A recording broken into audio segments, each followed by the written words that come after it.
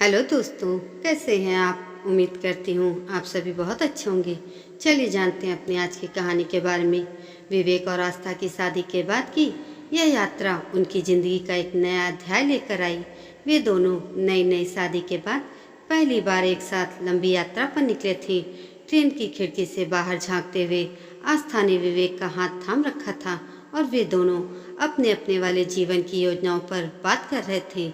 यात्रा सुहानी थी, लेकिन अचानक ट्रेन ने जोरदार झटका खाया और रुक गई। विवेक ने खिड़की से बाहर देखा तो पाया कि रेलवे ट्रैक पर कोई तकनीकी खराबी हो गई थी। चारों तरफ यात्री हलचल में आ गए और आस्था भी थोड़ी सी घबरा गई। विवेक ने उसकी हथेली को थामते हुए कहा, चिंता मत करो आस्था, सब कुछ जल्दी ही ठीक हो जाएगा। उसकी आवाज़ में आत्मविश्वास था, जिसने आस्था को भी हिम्मत दी। तभी ट्रेन के अंदर एक घोषणा हुई कि सभी यात्रियों को अगली सूचना तक ट्रेन में ही रुकना होगा।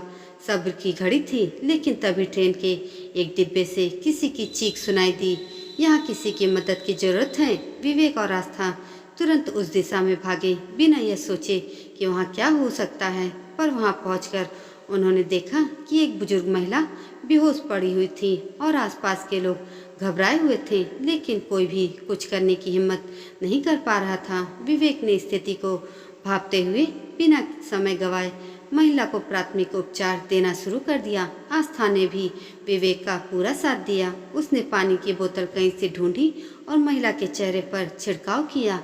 कुछ ही मिनटों में महिला होश में आ गई। उसने धीमी सी आवाज़ में बताया कि उसे डायबिटीज़ है और उसकी दवाइयाँ खत्म हो गई हैं।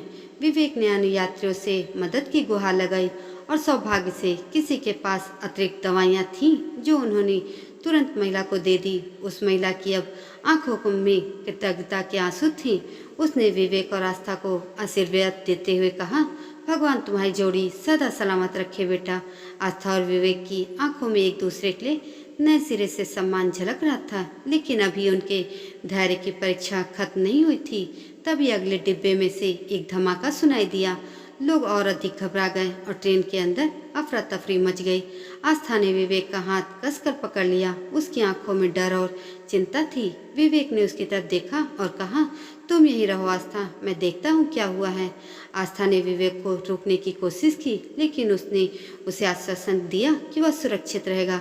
विवेक ने धैर्य से काम लिया और धीरे धीरे अगले डिब्बे की ओर बढ़ा। वहाँ उसने देखा कि कुछ संदिग्ध लोग हथियारों से लैस होकर ट्रेन को लूटने की योजना बना रहे थे। विवेक ने तुरंत अपने मोबाइल से पुलिस को सूचना दी, लेकिन उसके साथ ही उसने हिम्मत दिखाते हुए उनकी हरकतों को कैमरे में कैद करना शुरू कर दिया, ताकि पुलिस के पास सबूत हो।